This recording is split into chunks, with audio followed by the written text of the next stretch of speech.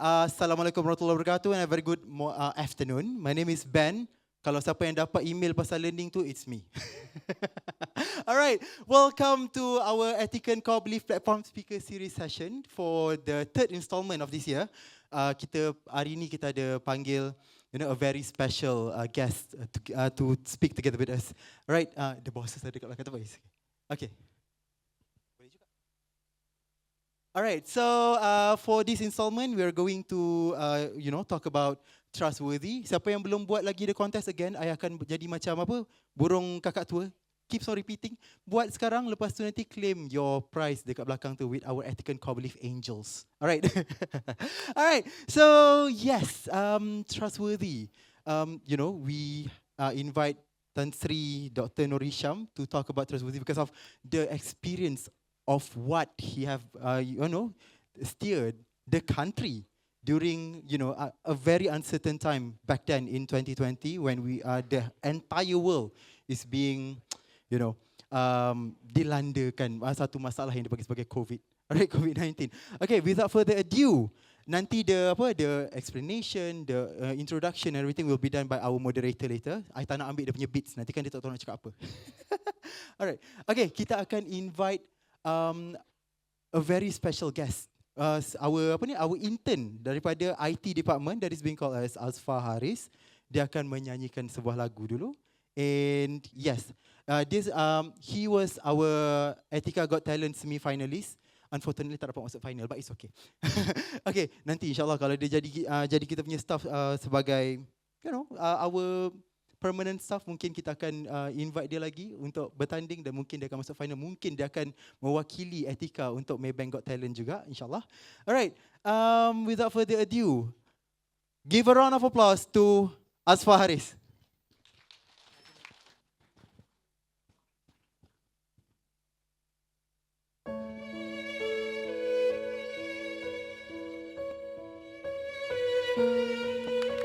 Assalamualaikum semuanya. Terimalah sedetik lebih. Setiap nafas yang dihembus, setiap degupan jantung, aku selalu memikirkanmu. Dalam sedar dibuai angan dalam tidur dan hayalan, aku selalu memikirkanmu. Ternyata ku perlukan cinta dari dirimu sayang, barulah terasa ku bernyawa.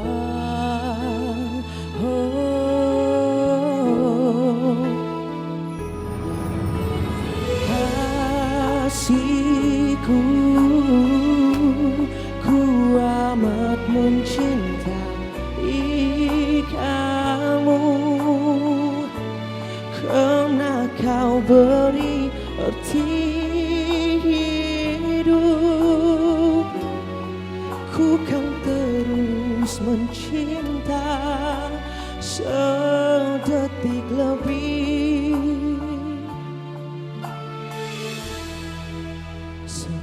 selamanya.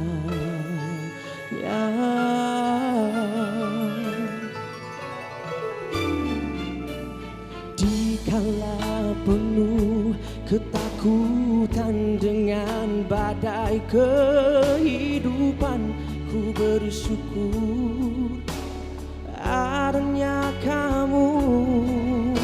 Oh, biarlah kehilangan semua yang dimiliki di dunia, asal masih adanya kamu.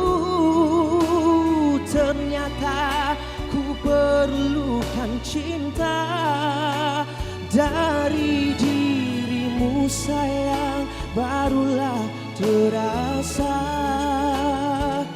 ku bernyawa.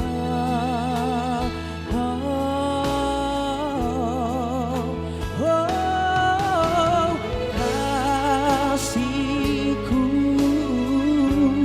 ku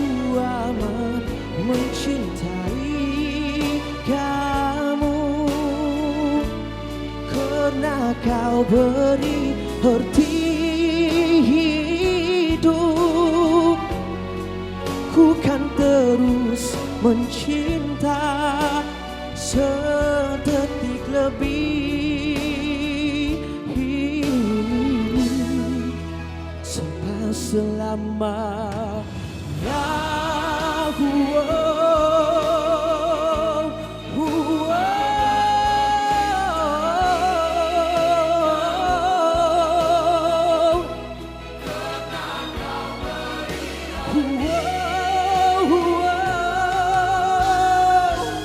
Ku kan terus mencinta sedetik lebih, kasihku.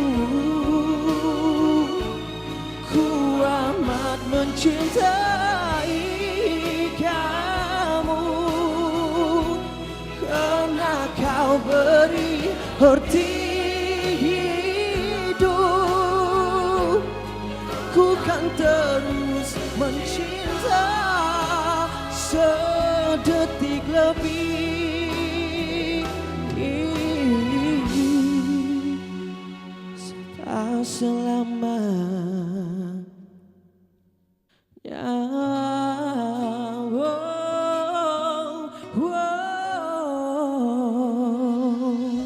Sekian, terima kasih.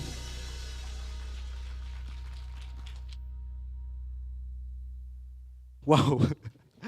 Tengok, itu baru intern tu. Akan jadi pelapis air lah untuk jadi penyanyi. Okay, sekejap sementara kita tengah set up kita punya meja.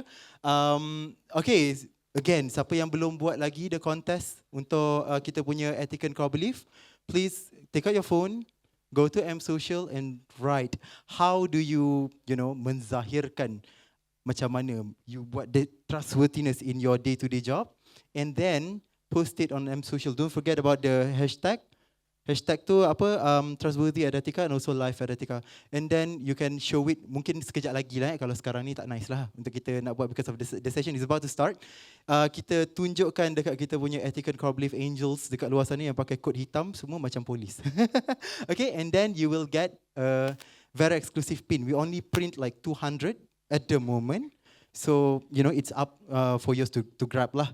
Okay, without further ado, I would like to introduce our moderator for today. Tidak lain, tidak bukan, of course lah, Arya Putra Kamal.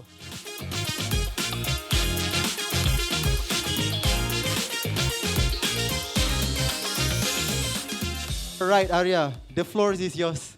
Okay. Mic test, mic test. Tak biasa pula kena introduce sebab dia biasa introduce orang. Okay, Assalamualaikum, good afternoon. Semua excited tak? Yes, tapi yes tu macam terlalu manja. Okay, kita boleh tak sekali lagi? Are you all excited? Okay, tetamu kita bukan sebarang tetamu. Okay, so saya percaya tahun 2019-2020 muka dia sajalah dalam TV. Kan, sebelum kita biasa dengan konsep DSU, KKM dah ada DSU je dah setiap pukul 12. Selama-lama itulah seluruh negara menyaksikan wajah insan yang sangat penting di dalam industri kesihatan di Malaysia. Okay, so with that, ladies and gentlemen, okay, saya nak mempersilakan korang semua kena beri tepukan paling gemuruh, okay? Alright, so let's invite to the stage, ladies and gentlemen, none other than Tan Sri Dr. Nur Hisham Abdullah.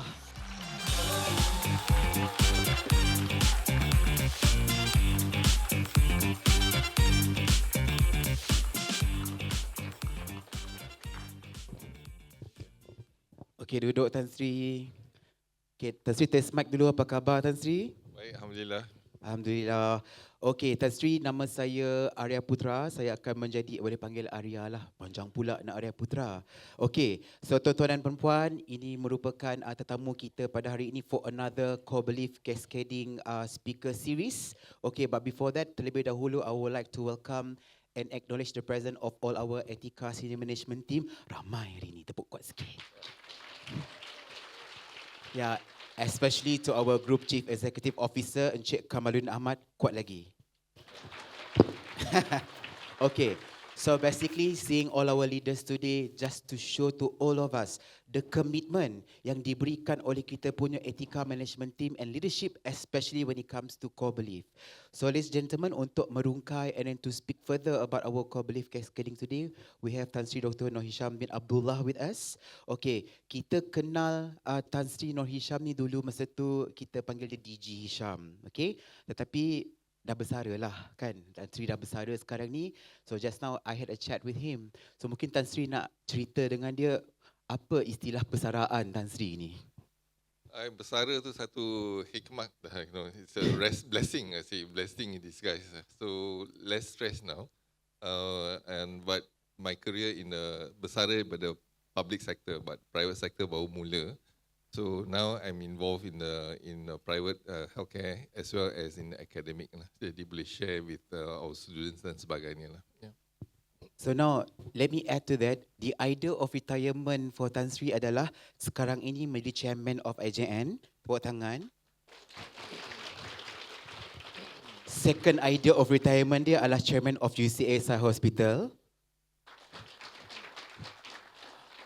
Kalau bapa saya dulu masa pencen tanam pokok bunga, tapi idea nombor 3 dia chancellor kepada Universiti Cyberjaya. Dan masih lagi memegang some international health portfolio. So itulah retirement plan Tan Sri Dr. Noor Hisham bin Abdullah. Okay, so Tan Sri mungkin, alright, so to kickstart, maybe I would like to give you some moments, maybe you would like to say a few welcoming note or remark to our etiquettes today.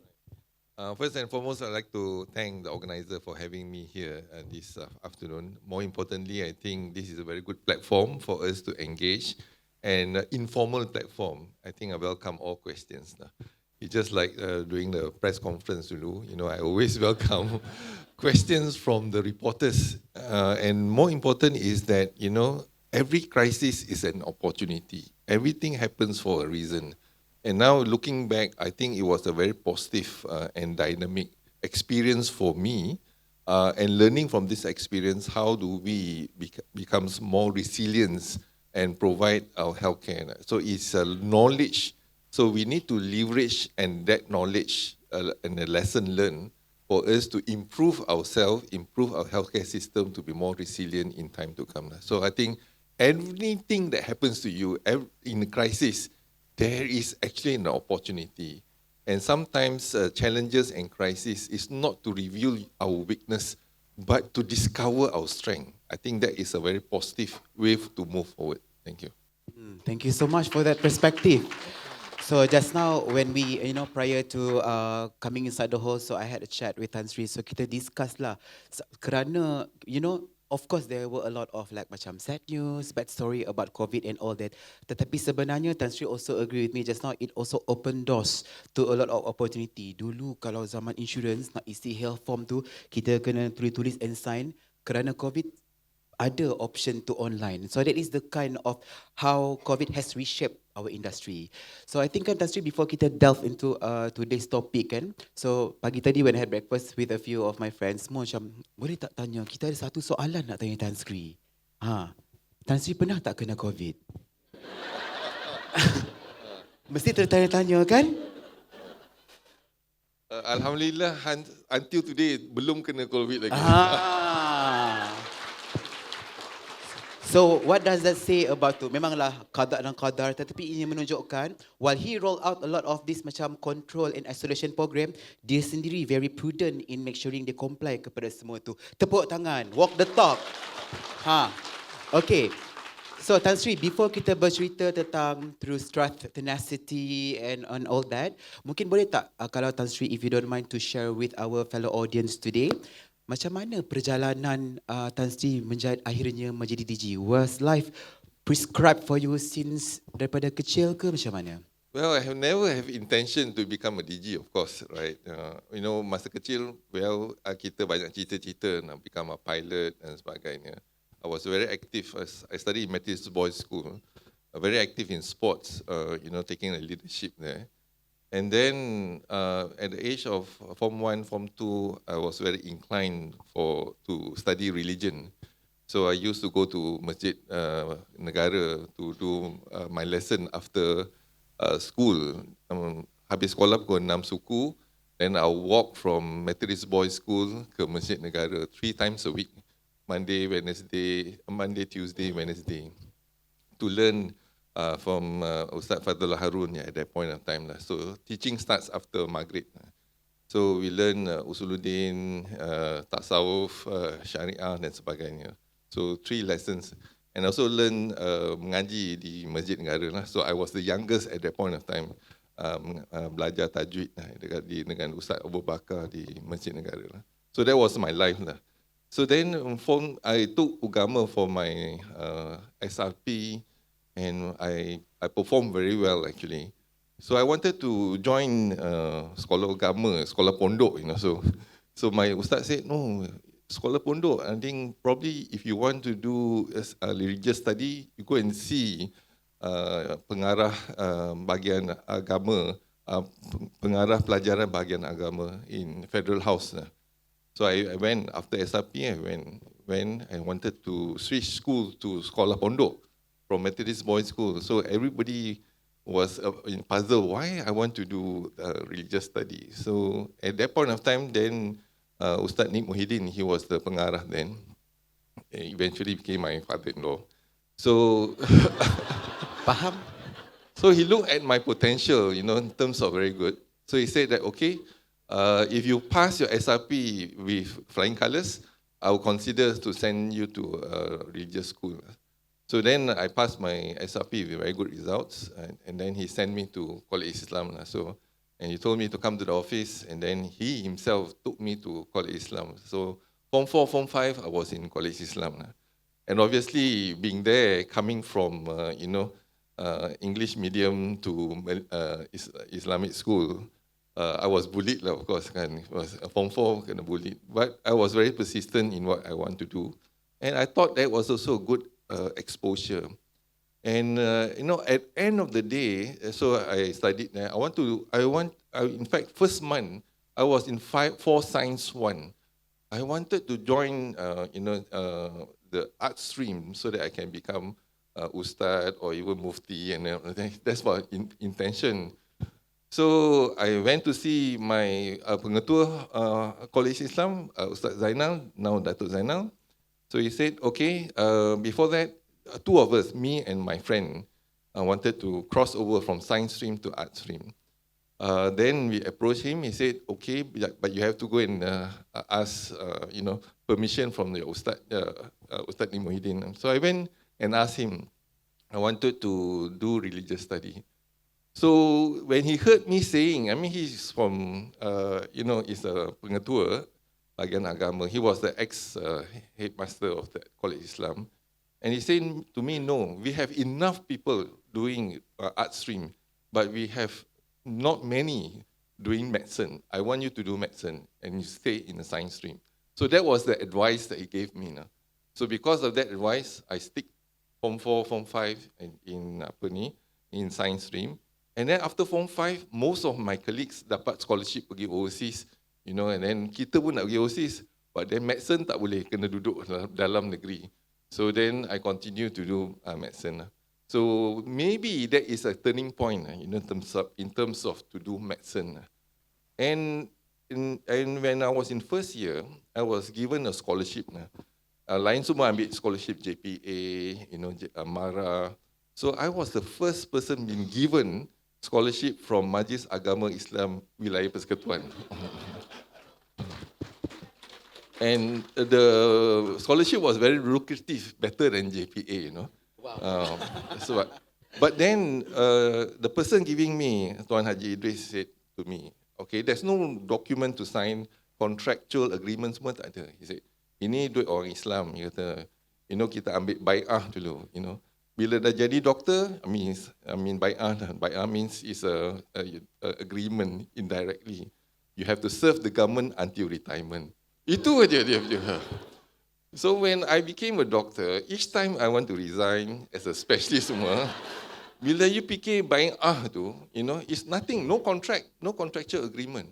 Tapi you dare not go, Interview semua ada interview, pergi Sunway interview, Pantai interview, and Prince Court was the first talent scout datang cari I because they look at my CV, everything. And I dah pergi dah tengok Prince Court, everything. But bila nak resign tu, bai'ah kat belakang. Because things, you see, the fear is that kalau you break your bai'ah, you go, things may get worse. That is the belief I have. So tak berani. Tak berani you serve in the government sector until retirement lah. But I always wanted to be a surgeon, so want to be not only a general surgeon, but a renowned surgeon. So that was my ambition, so that can be recognized. I was trained in University Kebangsaan Malaysia, but there's always a perception that, our surgeon cannot go international, only at that level, jago kampung je. So I wanted to prove them wrong.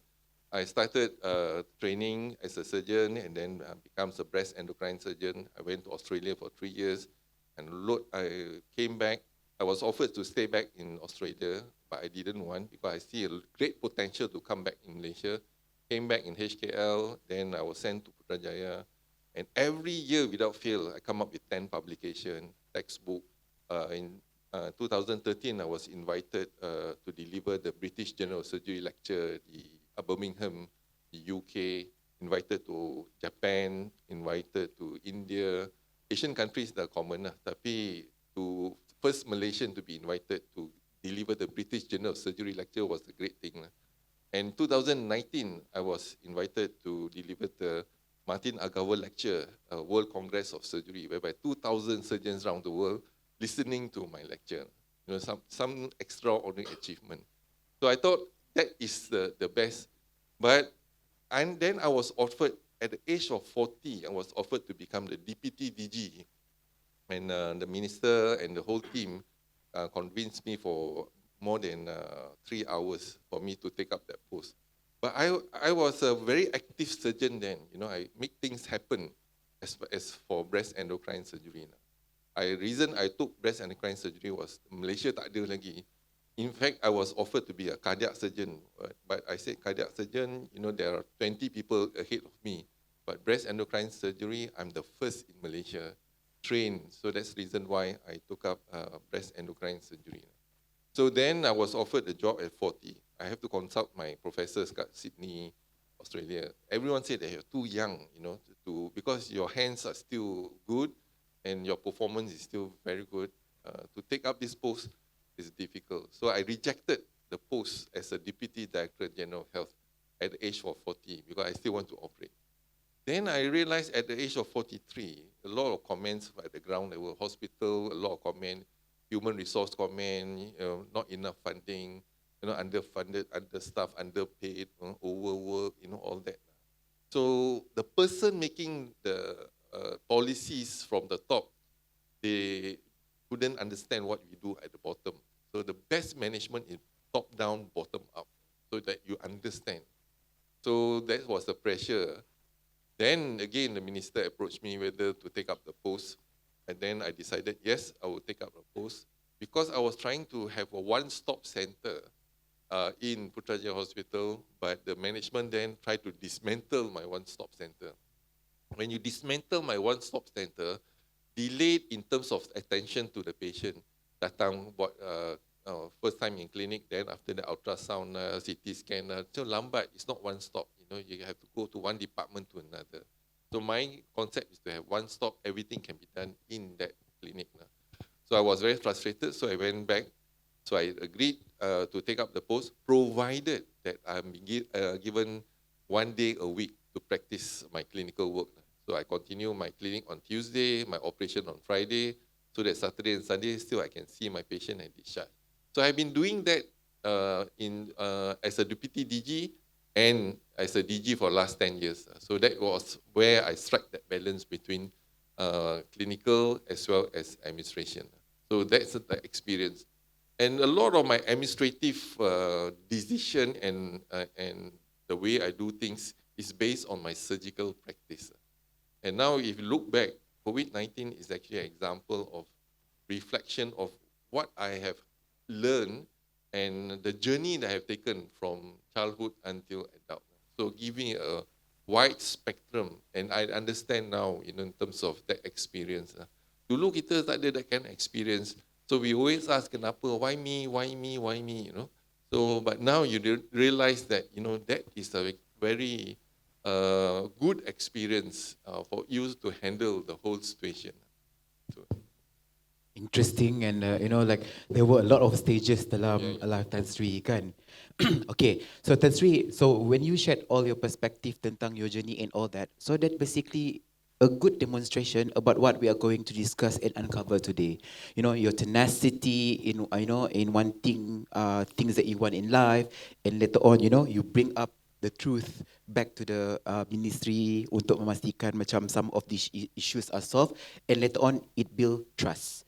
So basically that is going to be the angle of our panel discussion today. Kita akan ada like several questions, the centering around how tenacity drives fuel, and then later on kita utilize the truth and later on build trust both to etiquettes and also to our customers out there. Okay, so now to kickstart our panel sharing, okay, tentang our topic today. So we have one question that we want to ask you. Alright, so way back kan bila kita while I was drafting and narrating the story yang kita nak tanya Tan Sri today, so it kind of like bring back my memory to 2019 and how uncertain life was at that point in time. Berit kan? Sedih, I think maybe I believe some of us ada yang kehilangan keluarga and all that. And imagine masa tu at that point in time we are living like day to day. Hari ni apa berita yang Tan Sri akan share dekat TV, itulah akan menentukan kehidupan kita the next 24 hours. So that kind of living. So looking back at those high pressure day, I'm sure the entire nation punya mata semua menunggu apakah yang akan Tan Sri umumkan masa DSU tengah hari itu. Okay, so kita nak tanya kan, I think DSU masa tu kita tak tahu lah DSU lagi. In Etika kita sangat familiar with the concept of Scrum methodology, so we have this daily stand up, so it's similar concept lah. Okay, alright. So especially kan masa tu bila I tengok TV, tengok Tan Sri everyday dekat dalam TV, I have this one very big question on my mind kan.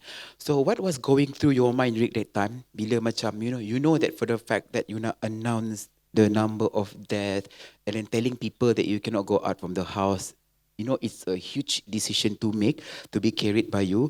So I'm sure masa tu, that is under your capacity as a DG, but at the same time, after that press conference, you will go back home, so you have like a role of a father and also another team member. So I think we want to know and understand your view, and then how do you take on your day every day during that crisis? I mean, when you look into COVID-19, it's a great challenge. So for the first time, I think we adopt the whole of government and whole of society. That means everybody. We knock down the wall between public sector and private sector, and how we can optimize the resources of the country to break the chain of infection. In 2019, we already heard about this virus coming in China, in Italy. Then we gather all the labs. Before you fight a virus, you must be able to diagnose. So that we got 23 labs, and they make sure that we can diagnose the virus. But we do not know what virus is spreading like wildfire. So we only know is the pneumonia of unknown origin, tak tahu apa. And until China released the genomic sequence of the virus, that means the DNA of the virus, genome sequence, then RNA of virus, and only we are able to prime our lab and then to able to test and diagnose. So we realized that this is a coronavirus. Coronavirus dulu kita pun dah experience one. SARS is coronavirus. That's why SARS now is coronavirus 2, that is a COVID-19. So then we realized that SARS ni, kita tengok dia punya ciri-ciri. Normally the incubation period, bila kita dah expose, incubation period in our body is about 2 weeks before the symptoms comes in. So that you're exposed to someone, within 2 weeks that you're exposed, then you can get the symptoms. And obviously it depends on each individual. Now, the issue is, how do we make right decision? So it has to be based on facts, science, and data. It's not my feeling, but based on science. And also we have the experience of handling SARS, handling H1N1, MERS-CoV. MERS-CoV is also a coronavirus. MERS-CoV, Middle East Respiratory Syndrome, COVID is coronavirus. So it's also a form of coronavirus. Yang mana kita pergi Middle East, during Umrah, pergi the camel farm and all that, and then they get infection from there. So we also were able to handle, but it's not the scale of the infection is very confined to certain group, certain district. Tapi yang ni coronavirus yang COVID-19 ni, the whole world is actually affected. So we know that it's spreading like wildfire. And the virus is, we wait for WHO to make announcement so that we can take action. So the WHO in January made the announcement that this is a public health emergency of international concern, which means it's an alarm for every country to take drastic action. For them to announce this public health emergency of international concern, they have to take into 3 factors. Number 1, the virus is spreading like wildfire, cepat sangat merebak. Number 2, high fertility, ramai yang mati, terkesan and mati. And then number 3 is that the economic impact of certain countries. So certainly once you announce that, the economic impact will be there. So we realized that, and so we already prepare our lab, we are able to diagnose. So kita strengthen our border control, people coming back and all that, kita test. So we are able to do maximum tests a day is 3,000. So we do have a few patients. The first patient diagnosed in Malaysia is 25th of January 2020, whereby there's a family of 10 people from Wuhan. They went for a tour in Singapore. And then later, 2 of them, had upper respiratory tract infection, was admitted. And the 8 continued to Johor Bahru. And we were informed by our colleague in Singapore, the 2 of them positive COVID-19. So the moment informed us, straight away we activate our team. We managed to track them in Johor Bahru. They went to Legoland and etc. Then, so we managed to confine them and then isolate them for 2 weeks before we send them back. So we do have cases coming in, imported cases. So we managed to control. So that's okay. First month, second month, we are able to do well in terms of containment of the disease. So in public health ada 4, kalau ada spread of infection. Number 1, awareness of the disease. Number 2, early containment. Number 3, stage 3 is late containment, and stage 4 is already mitigation. Mitigation maknanya a virus already in our country. How do you manage in our country? The first is that try to stop the virus from coming in. So we were good. Phase 1 in January, February, March, we were doing well. Then in March, on 9th of March 2020, I received a call from my colleague, Director General of Health in Brunei, say that one of the participants in the Masjid Sri Petaling came back diagnosed positive. So we were shocked. Ada gathering ke kat Masjid Sri Petaling? So we rushed to the Masjid Sri Petaling, and to our horror, there was 16,000 people gathered in Masjid Sri Petaling. Ministry of Health tak tahu. How they came in, we do not know. And 690 of them from Indonesia. And then we know that virus was spreading in Indonesia. And we suspected the virus coming from Indonesia. Sure enough, today, looking at genomic sequence, memang from Indonesia. So what we did is, we rushed to the mosque, and then most of them had gone back to their respective town or state, even countries. 1,500 of them from overseas. Masa tu India tak infected lagi, very clean, tak ada cases lagi. So we believe that the spread in India is based on the cases here. And sure enough, it was actually positive because looking at genomic sequence tu sama. And in Indonesia, memang kita punya trade is coming from Indonesia. So 1,500 are gone back to their respective country. And then the rest balik kampung masing-masing from Perlis until Tawau. That means you are talking about 14,000, more than 14,500 people already gone back. And at that point of time, the new government came in. We do not have vaccine, we do not have medicine, and our testing also limited from 23 labs, boleh buat about 3,000 tests a day. And you are talking about 14,000 people returning. And this is a tabligh group. When they go back to their hometown, they will go to the mosque, they will go to house tabligh, house to house. Masa kita student, kita pun join tabligh, so we know them actually. So that it was spread like wildfire. So what do you advise the Prime Minister then? when you have no vaccine, no treatment, and diagnostic limited. And you look at AI, kita dah guna AI masa tu dah, Projection of AI is within 2 weeks there will be a exponential spike of infection, and that is what AI told us. So we need to flatten the curve. How to flatten the curve? That means intervention. And then how to intervene when you don't have all the tools. So we have no choice, resort to lockdown, advise a prime minister to lock down so that you can minimize the people from getting infection. So, and we know that during the incubation period, this is where the infection spread. Today, so the lockdown then was 2 weeks.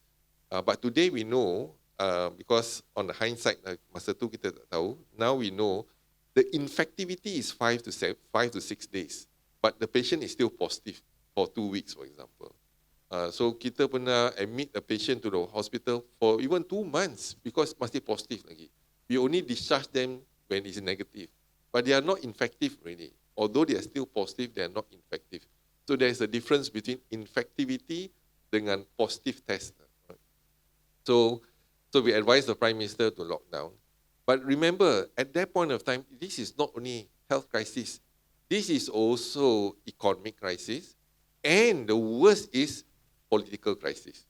Right? So we challenge 2 weeks, we have no Prime Minister, no government in place. So then we have to handle this issue. So that's where we advise the Prime Minister to have a lockdown. And we managed to have the first lockdown. And although the AI show a spike, I always show this during the press conference, this is an exponential spike, but we managed to flatten the curve. So the term is we try to flatten the curve. So within 2 weeks, we did not see a spike. Then Prime Minister extend another 2 weeks. Then we managed to flatten.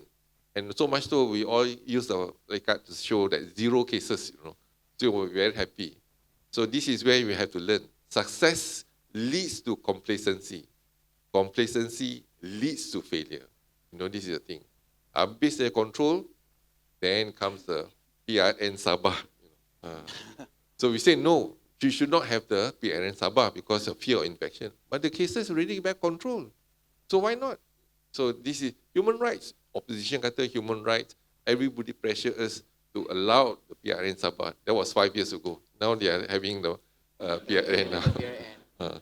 So we say, kalau tak boleh say no, because the cases are well controlled, I understand if cases is very high, they will cancel the PRN. But cases are well controlled, 0 cases, 1 cases, also should allow. So we say, okay, we allow, but you can comply to SOP. SOP means, put on a mask, social distancing, avoid crowded places, confined spaces, Tapi then all the teachers, all the, political parties punya members fly to Sabah, to campaign. They break all the rules and regulation. The hall was crowded, and infection spreading. So that's a challenge that we have at that point in time. Even I told the Prime Minister then, if you are exposed because you got cancer, once you got your high risk group, you get the infection and that's it. So he came in to give a lecture to the back door, to the podium, give the lecture and then to the back door and then try to avoid from meeting people. The infection will spread like wildfire. So that's the experience in the early part of pandemic COVID-19. And during the early phase, kita ada strategy, bank ada strategy, kita pun ada strategy. Our strategy is either we use the herd immunity approach. Herd immunity approach maksud dia ialah we protect the high risk group, allow the young population to expose, so they tak pakai mask and all that. That's the policy. So hopefully when they get exposure to the virus and they heal, then they have a natural immunity. And that if you get 80% of population or 90% population have natural immunity, then you get herd immunity. So that is the concept. And this concept, we were lucky because we are 6 months behind China, UK, Sweden, and etc. So Sweden and UK started with herd immunity approach. This is a strategy to fight a war. But their approach is 6 months later, they realized in Sweden, 14,000 deaths. Even the young ones succumb to the infection. Kita tak berani because we do not know about the behavior of the virus. Kita tak berani buat. So that is the challenge. So we follow the prevention and control. Prevention is prevent you from getting infection. And once those are infected, we control them, isolate them. So we minimize their exposure. So that is a strategy from both sides. So normally our strategy then UK and in Sweden, they failed their herd immunity strategy. Then they also use our prevention and control. Wow, actually, hearing your explanation, Kantansri, give me some closure to a lot of questions that I had before. Kan, korang pun sama kan? Sebelum ni, I think a lot of people, like even me, myself dengan kawan-kawan, kita akan duduk sembang kat kedai kopi. Masa tu first time mengumpat lah. Kementerian macam kenapa nak buat macam ni? So I think, but after hearing that, then we understand the reason why we need to prevent and control it from tu kan. Yelah, kita tak tahu. Benda yang kita tak tahu, kita mengata lah. Betul tak? But then I think you have given us a lot of clarity to go back to step out after this session later on. Okay, now going back to your story kan. Okay, I think if I can sum up, there were a lot of cases. You were basically spitting facts and sharing the truth. You kena manage Prime Minister, you kena manage like the entire negara, cerita dekat mereka macam from health perspective ini the implication, and from economical pun kalau nak buat MCO inilah implication dia. So in going out, right, to manage upwards and also manage everyone in the country, like similarly kalau kita boleh tie back to etika kan, like the leaders dan juga people who are working together with them. So macam mana Tan Sri nak balance between transparency and also sensitivity? I think itu adalah antara one of the common theme dalam leadership nowadays. Like I need to be truthful and practice candor with you, but at the same time, I do not want to emotionally hurt your feelings. Macam tu. So communication is the key. So I think for us, number one, you can have based on facts, science and data. Not my opinion, but facts, science and data. So to substantiate why you do it, leaders have to make decision. You know, as a surgeon, I have to make decision, operate or not to operate. You know, that is the key, right?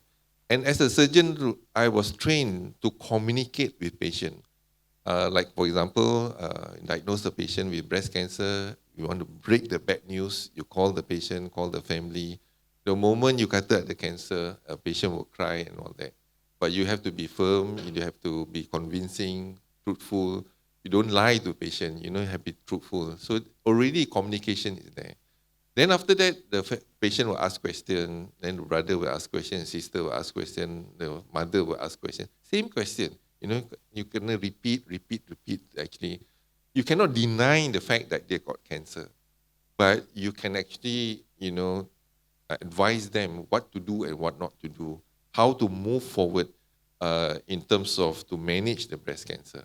That is more important, right? Rather than to deny, oh, no cancer. That is cannot. So based on facts, science, and data.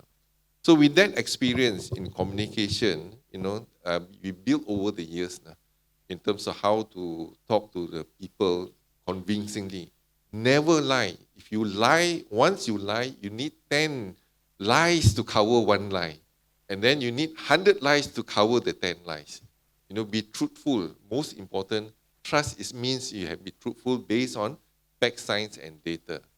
And that is the key, so that you can fall back on why you make that decision.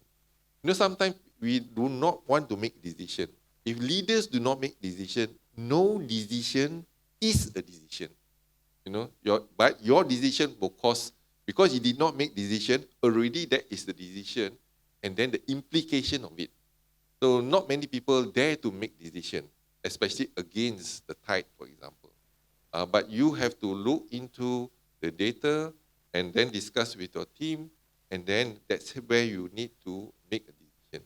So this is something that we learn over the years, and very important to communicate. When you communicate, there are things that you have to do. Leaders, every one of us, we are leaders in our own field. Number one, you need to engage with your stakeholders, whether it's your team, whether it's the audience. You need to engage with them. And when engaged with them, you need to explain the issues and challenges. Why, how, and then you have to explain. And then people understand why you do this, why you do that. Rather than, I think my opinion, your opinion, but there is actually a substantiate evidence to support why you do it. And then third is that you need to manage the expectation of your audience. So if you can manage the expectation of audience, then only you win the trust. Kalau you cannot manage the expectation of the audience, then you cannot win the trust. So this is the process that we've gone through, and that's why we have been truthful, explain issues and challenges. If you do not know, say you do not know, and come back. And today, when we are living in a different world now, in terms of telecommunication, got a lot of social media. You cannot beat social media, you need to join the social media. And communication is a two-way. Dulu one person to one person, that's communication. Here, you communicate, use the social media. And this is a very important tool, double-edged sword. Sometimes you can do good, you can do bad with the social media. That's why I have used social media since 2013, not during the pandemic, 2013. The reason I use is that the perception is that the DG have a very comfortable room, and post and etc. Going for ceremonial here and there, but they do not know exactly what we do. So, and every day without fail, reporter keep calling me to ask for information about this, about that, and etc. So you can't entertain 30, 40 reporters every day call you. So I told all the reporters, no press conference, you just go to my social media and upload everything in the social media. So that has been the trend. And during the pandemic, whatever I upload in the social media, within 10 minutes already in the mainstream media. News, TV3 and all that, they will pick up from the social media. So it's a very important tool. Every day, I try not to flood information in one day. So you spread out the information so that people can actually grasp what you are trying to say. And then there is actually, every day there is a caption that, to train or to disseminate the information. And sometimes I get a call from Prime Minister's office. Can you come to the office now? I drop everything and go to the office. Suddenly I saw, when I arrived in the office, full of reporters. And the Prime Minister said, can you do a press conference now? So what I'm going to say, so I have to fall back on my social media, what I upload. So that is the key, engagement. Now, social media is also an important tool that I also listen, not only upload, I listen to what people are talking, what are concerned in the social media. It's like going for exam, looking into spot questions, before you conduct a PC. Because when you conduct a PC, sure enough, the question will be raised to your attention. But you already know the questions already. You see what people are discussing, you prepare, you research everything. The moment during the press conference, the reporter asks you the same question, you have hit the jackpot already. Before they complete the sentence, you already have the answers. So things like this, that means you are very, you anticipate the question of social media. So it's a tool, very important tool to communicate.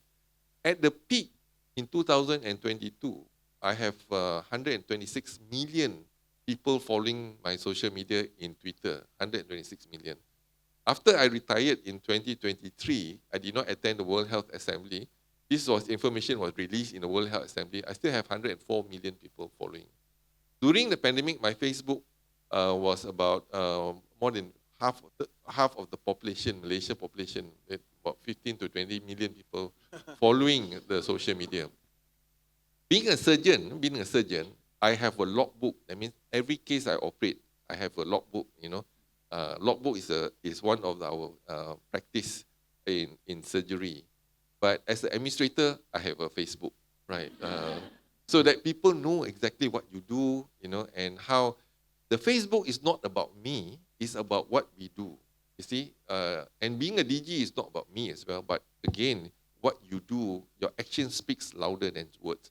And that's how we communicate with our public. So, from technical skill to administrative marketing pun Tan Sri buat juga Tan Sri. Okay, so now we are on the topic of communication, right? So in addition to trustworthy, so the other etiquette core belief is also about being authentic. So that is basically practicing candor. So these are some of the things that our ethical management team always cascade and then speak around to everybody to make sure that they understand the core value. So I want to touch about the communication. You were basically have a lot of opportunity and platform where you are, demanded to speak only the truth, because knowing that whatever coming out from your social media dan juga benda yang you sampaikan dekat the PC will then becoming something yang people akan pick up, right?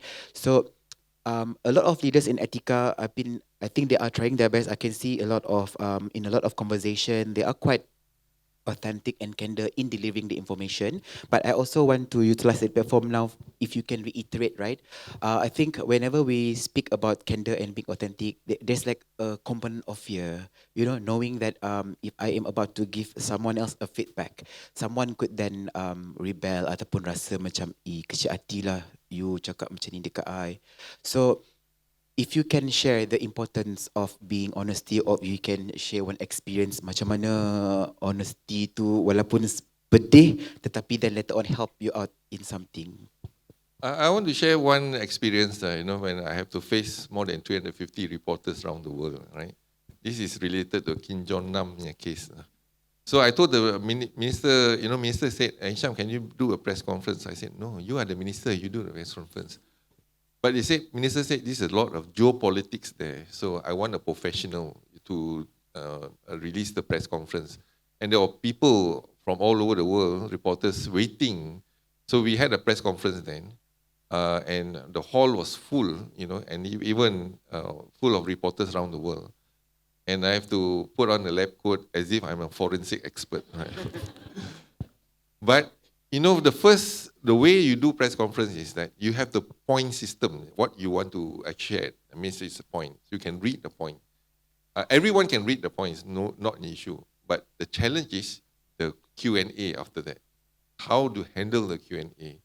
So then we read the point, and after that, a lot of questions, we manage to handle the question well. So that is one way of communicating.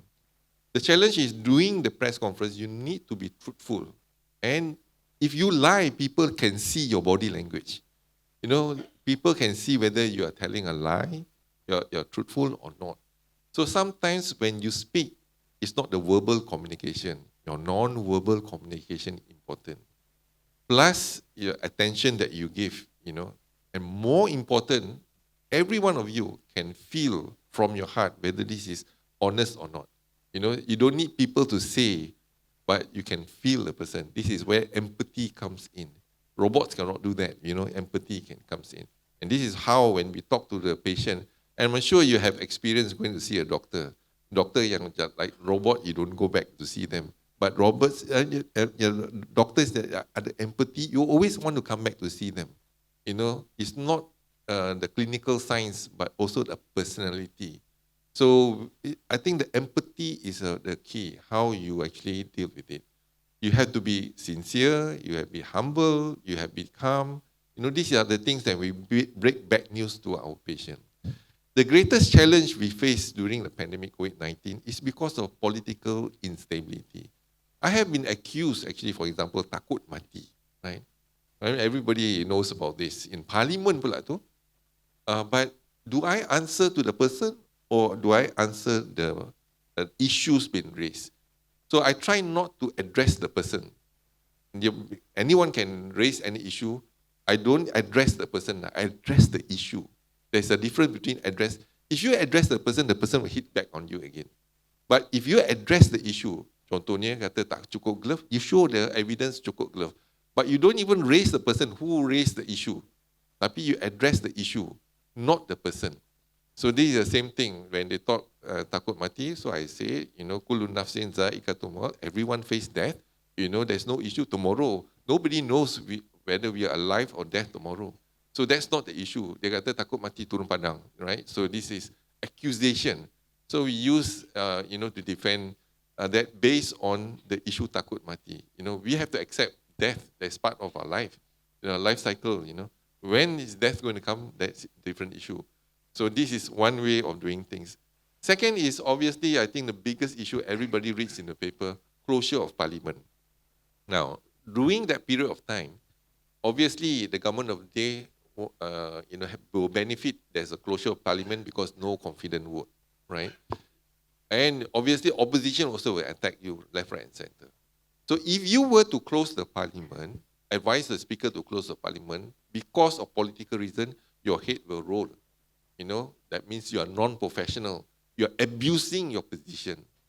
But when I get a report from Institute of Medical Research that 11 cases positive COVID-19 Delta variant, CT value less than 15, meaning the infection just spread in parliament. And nobody lives in parliament.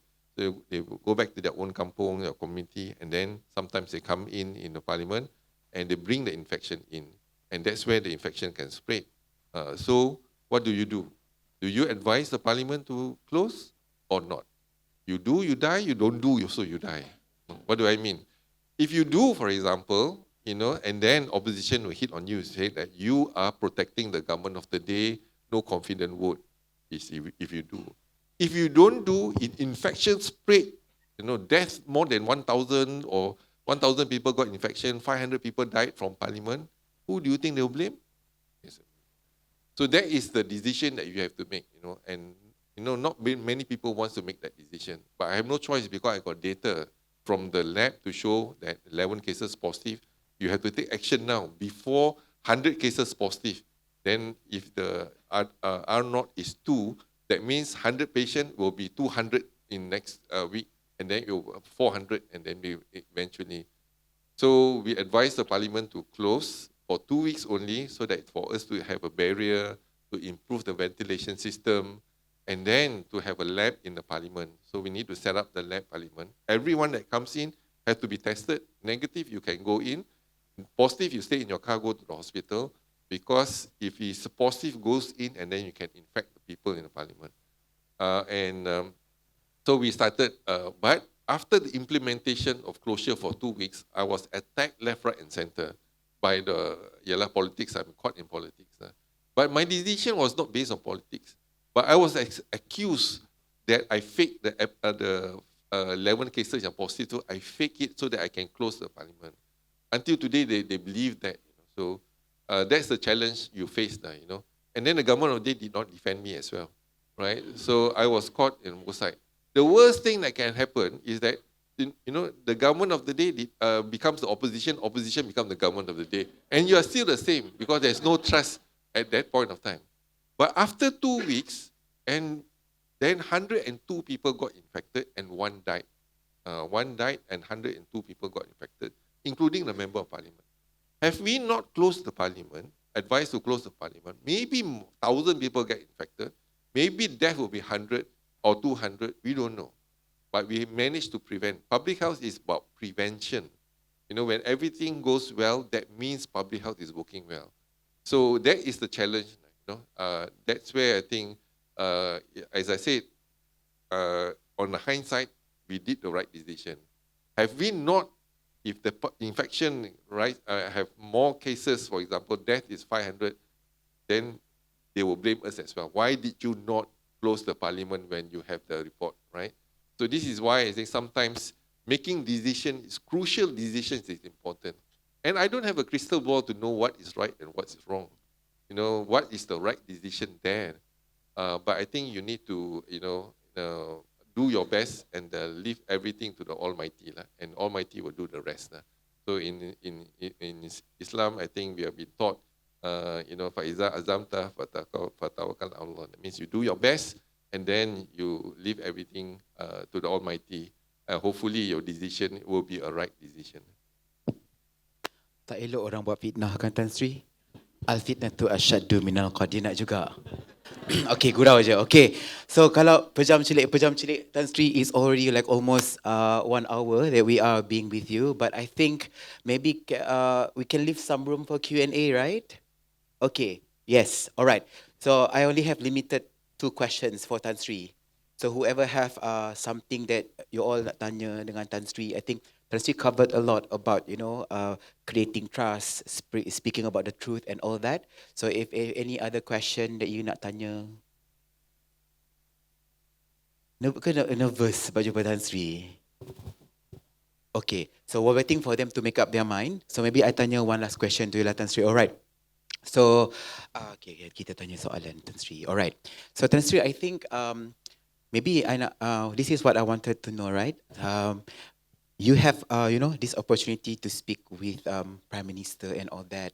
So macam mana perasaan nak datang menyampaikan berita yang tak best tu? Like at the point in time you were on the crossroad of macam closing the country, so that will impact the economy. Faham ada data science and all those kind of things, tapi I think for a Prime Minister, right? So diorang kena tengok beyond the numbers. Like we're not talking about just death and all that, tapi it's also like all the other economical punya KPI. So at the point in time when you first shared the news to Perdana Menteri masa tu, how was the discussions? So it's not one way. I mean, we do not dictate the decision, but it is a collective decision. What is my role is to provide facts, science, and data. And we give option. Option number one, say lockdown. This is an option. If you do not use option number one, there's option number two. This is what will happen. So you got a choice, and the implication of that decision will be there. So katalah you tak ada lockdown, and just like for example, you use herd immunity approach. This is where we learn, because we already have 6 months of window to learn from other countries what works and what doesn't work. And that's the reason why we use, and then we give the scenario to the government of the day. They have to decide. I'm giving you the option. If you do this, this is the implication. You do that, that is the implication. And it's a collective decision. So that's where I think we need to strike a balance. Not easy. In life, everything you need to strike a balance. So, but based on facts, in terms of you look at the impact, how can you reach a good impact and save life? In public health, one decision saves millions of lives. In surgery, one operation saves one life. But in public health, make the right decision will save life. You can see in UK, for example, death is more than 250,000 people died. In our country, about 37,000. So, but we can minimize that. So, but that is a crucial decision that you have to make based on facts again, and give options to the decision maker. This is the option. You do this, this will happen. And sure enough, when it happens, then the person making the decision have to be accountable, because we don't dictate. We give you the option. This is option 1, 2, 3, 4. These are the options. If you do this, this is the implication. If you do that, that's the implication. It's just like, for example, PRN Sabah should not have it. But if you want to do this, this is what you have to do. But you break that, this is the outcome. So I think this is very clear, how we manage during that crisis period. Being strategic is key, understanding the implication and outcome. Okay, any question? Okay, there's one. Is that a question? Okay, we have one question. Sebut nama, department mana, dan apa soalan dia? Hi Tan Sri, my name is Akram from Human Capital. The question that I have, actually listening to what you talk about building trust, and especially during the crisis in itself. My question is that, how do you turn trust into your loyalty and also advocacy? Because at the time, I think when it comes to vaccines, it was a need. But there were some people who also felt they didn't want vaccines. And instead of just the KKM, propagating the message, it was also the citizens who believed and trusted in KKM who then advocated for others to take vaccines. Now, in the context of Etika, of course, it'd be great if we have customers who trust us, but also then become loyal and also advocate for others as well. So from your point of view, what were those main levers that make people become loyal to you and then advocate for the things that you say? Yeah, very, very good question. I think this is where trust vaccine, for example. First, we have to explain in terms of the vaccine. Try not to hide information, data, because during that period of time, because of the political crisis, both are right. For example, if you say half empty, the opposition will say half full, right? It's the same thing, same facts, same data. You say half full, they will say half empty, right? That's how you analyze the data. Because in medicine, nothing is 100%. There is always a side effect, there's always etc. So this is the important part in terms of communicating based on the facts. So you have to justify in terms of, based on the facts, in terms of your, how to explain. And when you explain data, many people couldn't understand the data well, but you need to simplify. When you communicate in very simple terms. When you conduct a press conference, don't use bombastic academic words nobody understand. Some people actually use bahasa baku and all that. You want to use simple message so that Achi, Aso, uncle all understand what you say. Simple. Simplicity is ultimate sophistication. You use simple terms and simple message, and try to make it easy for the people to absorb. This is how you communicate. So communication is a very important tool. And obviously, when they talk about the data, we initially was threatened. You look at the papers, ministry hide information. Ministry, we analyze, we release the information. They don't want the analyzed data. They want the raw data so that they can analyze themselves. So opposition asking for that.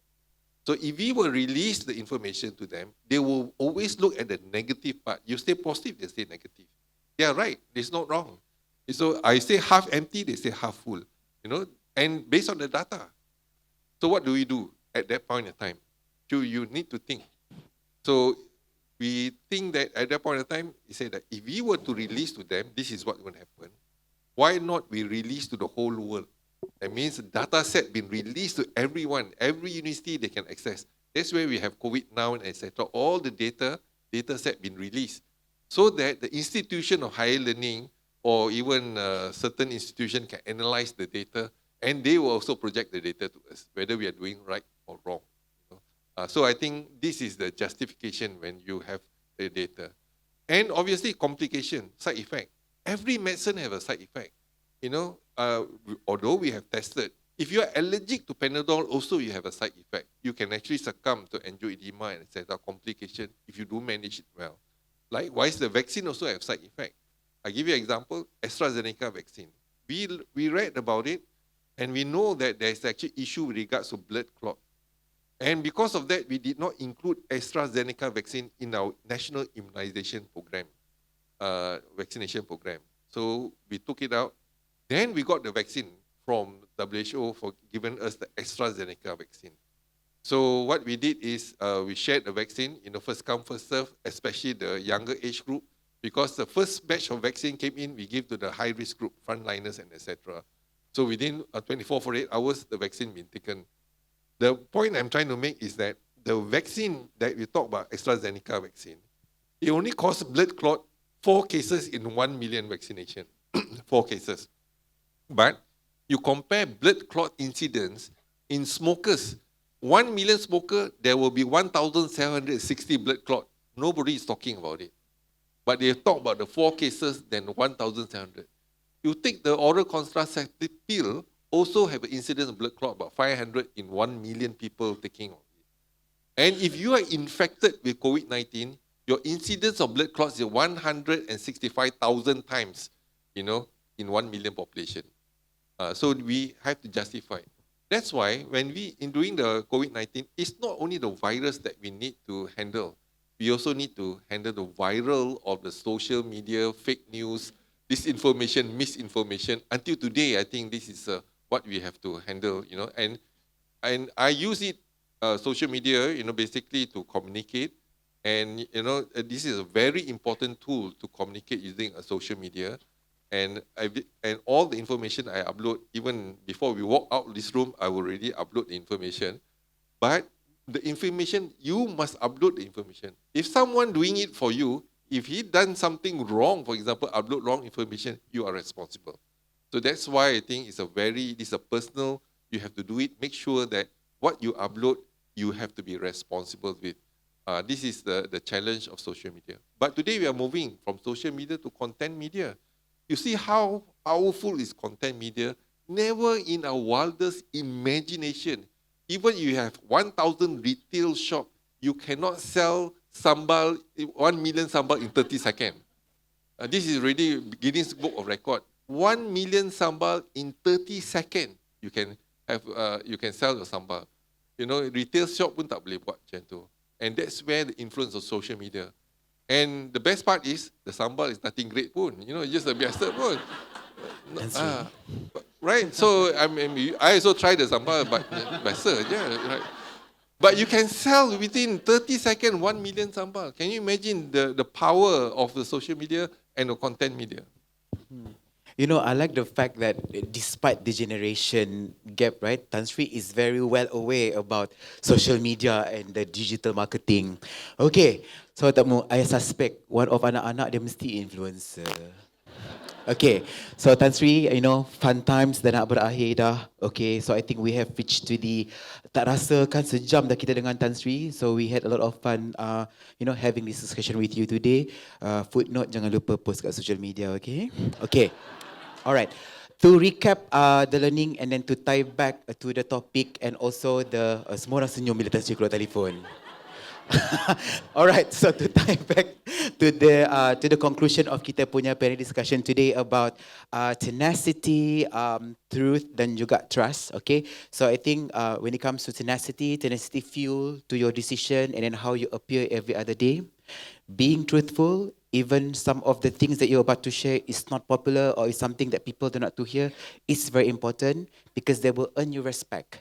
And at the end of the day, respect leads to trust. And this is the brand and then the kind of thing that kita nak showcase to the public about Etiqa as a brand, about us as individual. So I think to close the session today, maybe I nak kena baca ni word by word, alright?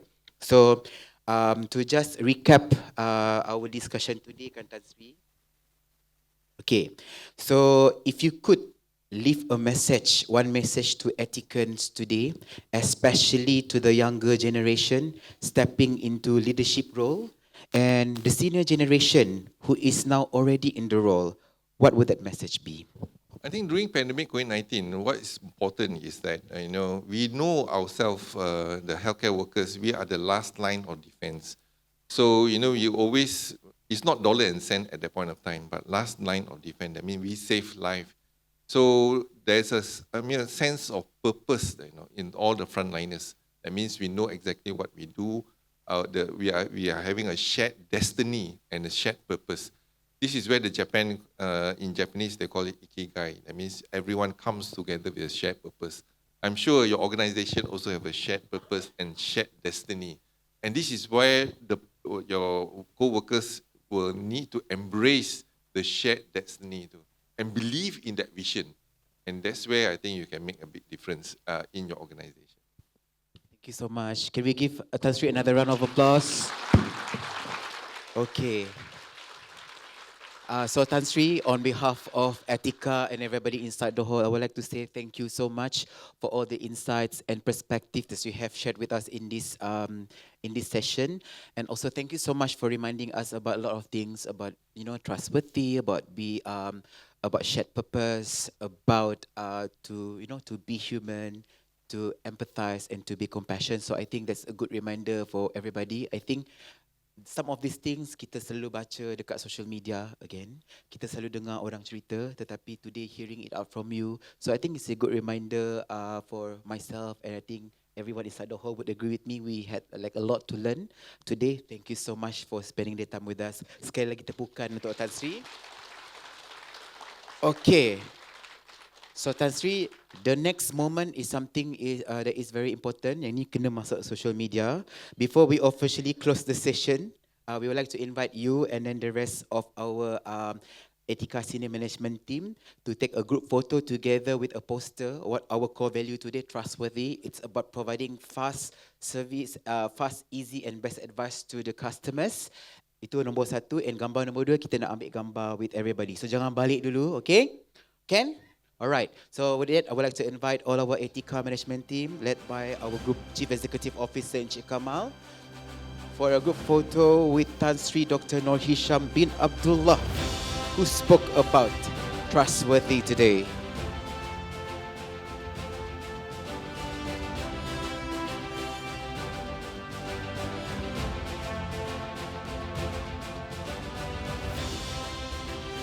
Okay, let's give a round of applause to Tan Sri Dr. Noor Hisham bin Abdullah, our former DG and now a chairman of several institutions, signing the poster of one of our Etiqa core value that we discussed today.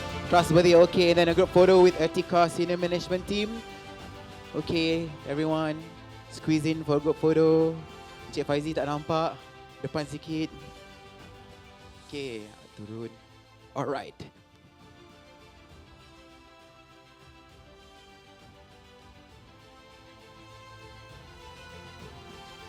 Okay, belum. Apa nama tu? Apa post tadi? Tiba I blur. Apa post? Bukan social media. Okay, never mind then. I lupa that one particular word tu tiba-tiba kan. Alright. Okay, everybody. So, nak ambil gambar macam mana? Kita face belakang. Alright. Okay, I would like to invite Tan Sri and the rest of our Etika management team to go off stage for us to take a good photo with everybody. Okay, everyone, mungkin boleh stand up dekat lah sikit. Okay, come on. Tenang, lepas ni boleh ambil gambar dengan Tan Sri, okay? Tapi tak masuk social media lah.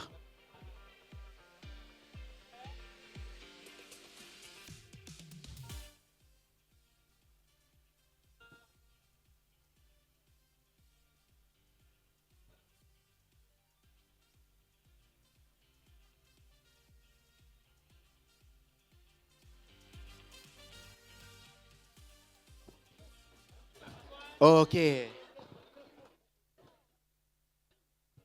Okay, everybody smile. Ada sejuta orang tengok ni. Official camera.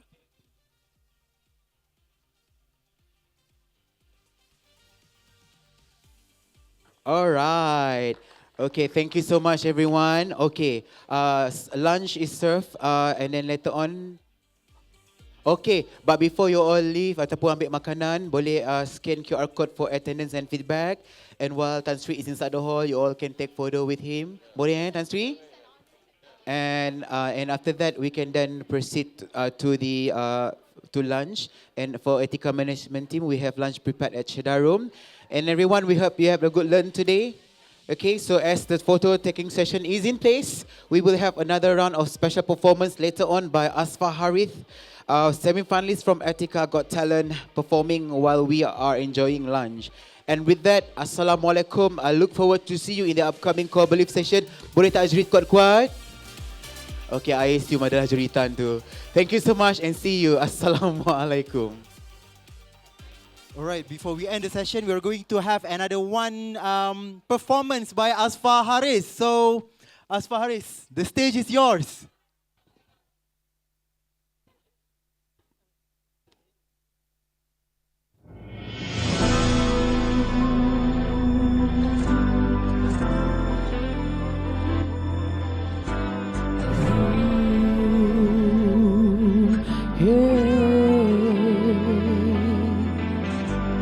Kenangan indah mata bertamu mempesona menawar rindu seakan dunia menyebut namamu syadu dua menjadi satu. Kusangka sinar menjelma, rupanya hijab mula terbuka. Pandangan bertukar warna, membuatku kelap gelita. Nada suara berdendang, memadam cahaya tenang. Kau menjejaki kemana saja tanpa kuundang. Bisikanmu menghalang, terpaanku menggoncang, menghantuiku, mengalirkan arahku pulang.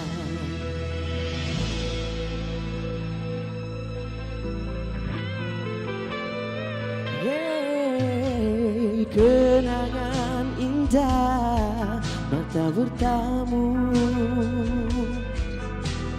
mempesona menawar rindu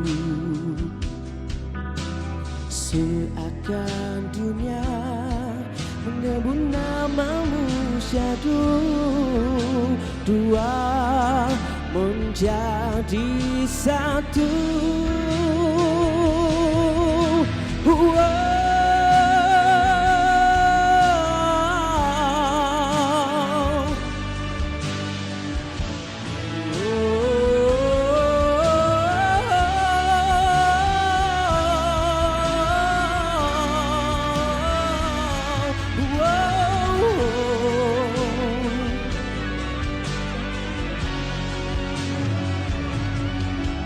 Kusangka sinar menjelma, rupanya hijau mula terbuka.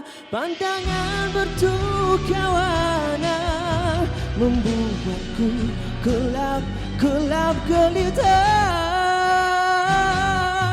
Dan suara berdendang memadam cahaya tenang.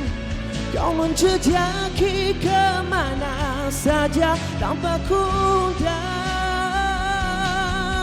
Bisikanmu menghalang, terpaanku menggoncang, menghantuiku, menelitkan aku pulang.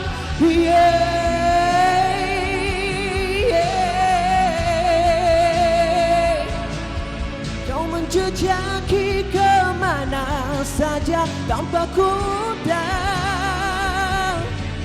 Bisikanmu menghalang, terpaku menggoncang, menghantuiku, mengalirkan haraku pulang. Sekian, terima kasih.